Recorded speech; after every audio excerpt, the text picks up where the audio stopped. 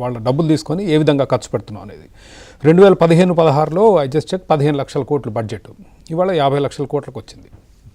ఈ 50 లక్షల కోట్లు ప్రత్యేకంగా బడ్జెట్ డెఫిసిట్ ఎప్పుడు జీడిపిలో పర్సెంట్గా రిపోర్ట్ చేస్తారు, 4.8%. కానీ వాస్తవానికి 30% బడ్జెట్లో అప్పులే. 50 లక్షల కోట్లలో 15 లక్షల కోట్లు మళ్ళీ ప్రభుత్వం ప్రజల దగ్గర అప్పు తీసుకొని చేస్తుంది. అప్పు ఎట్లా తీరుస్తుంది? డబ్బు ముద్రిస్తుంది. దాని మూలంగా ఇన్ఫ్లేషన్ వస్తుంది, దానివల్ల రకరకాల సమస్యలు వస్తాయి. సో ఇప్పుడు మనకున్న జీఎస్టీ ఇన్కమ్ ట్యాక్సే కాకుండా చాలా 99% మంది ప్రజలు గుర్తించింది ఏంటంటే ఇంకో అతిపెద్ద ట్యాక్స్ మన మీద ప్రభుత్వం వేసేది ఇన్ఫ్లేషన్ అంటే ద్రవ్యోల్బణం పూర్తిగా ప్రభుత్వ సృష్టి.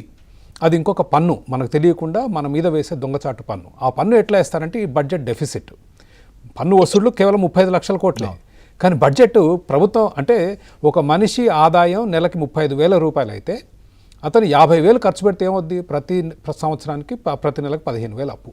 కేంద్ర ప్రభుత్వం కూడా 50 లక్షల కోట్లు ఖర్చు పెడితే 35 లక్షల కోట్లే మీ జీఎస్టీలు, కార్పొరేట్ ఇన్కమ్ ట్యాక్స్లు, వ్యక్తిగత ఇన్కమ్ ట్యాక్స్లు అన్ని కలుపుకున్నా కూడా 15 లక్షల కోట్ల రూపాయల అప్పు.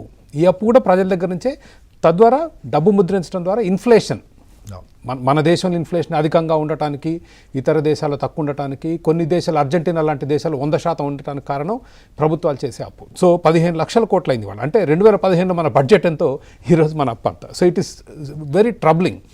ఇక టాప్ ఆఫ్ ద లైన్ చూసుకుంటే సరే, ఇన్కమ్ ట్యాక్స్ స్లాబ్లు కొంచెం తగ్గించి పన్నులు తగ్గించడం మనం ఆహ్వానించాల్సిన విషయం. ఎంత తగ్గించినా మంచే, ప్రజలకు మేలు జరుగుతుంది. కానీ పుల్లారావు గారు అన్నట్లు ఎంతమందికి లాభం జరుగుతుంది? ఇవాళ భారతదేశంలో ఎంతమంది ఇన్కమ్ ట్యాక్స్లు ఫైల్ చేస్తున్నారు? ఎంతమందికి 12 లక్షల ఆదాయం ఉంది? చాలా తక్కువ మందికి.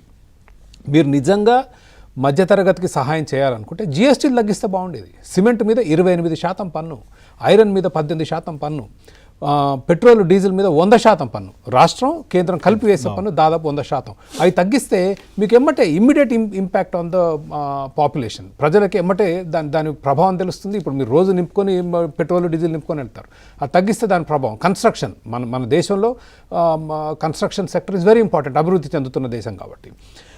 వాటి మీద 28% సిమెంట్ మీద పన్ను వేస్తే ఇంకా అసలు కన్స్ట్రక్షన్ సెక్టర్ ఎట్లా ఉంటుంది? So these are some of the main problems. Saying that it is welcome but not enough, సరిపోదు. ఇది ఇవాళ భారతదేశం ఇవాళ ఉన్న ఆర్థిక మాంద్యంలో మీకు స్టాక్ మార్కెట్ చెప్తూనే ఉంది. మనకేం పెద్ద అక్కడ వ్యాపారాలు బాగుండి స్టాక్ మార్కెట్ బాగుంటేనే ప్రజలకు ఉద్యోగాలు వస్తాయి, ఉపాధి అవకాశాలు వస్తాయి, వ్యాపారాలు విస్తరిస్తుంటేనే వస్తాయి. Stock market is in red అంటే మేము ఈ బడ్జెట్ మూలంగా లాభం పొందట్లేదు అన్నది స్టాక్ మార్కెట్ స్పష్టంగా చెప్పింది.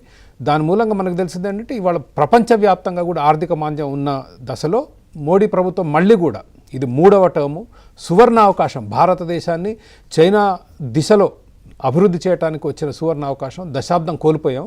ఇప్పటికి కూడా రాడికల్ చేంజెస్ అంటే విప్లవాత్మక మార్పులు తీసుకొచ్చే ఆలోచన ఉన్నట్లు నాకైతే ఎక్కడ ఏ కోశాన కూడా కనిపించలేదు. రైట్, చూద్దాం సార్. సో బడ్జెట్ సంబంధించినటువంటి అంశం పైన సో ఏదైతే ఇన్కమ్ ట్యాక్స్ స్లాబ్స్ ఇచ్చినటువంటి విధానంలో ఖచ్చితంగా కొంత బెనిఫిట్ ఉండేటువంటి పరిస్థితి మాత్రం కనిపిస్తోంది. దీనికి సంబంధించినటువంటి పూర్తిగా ఎంతంత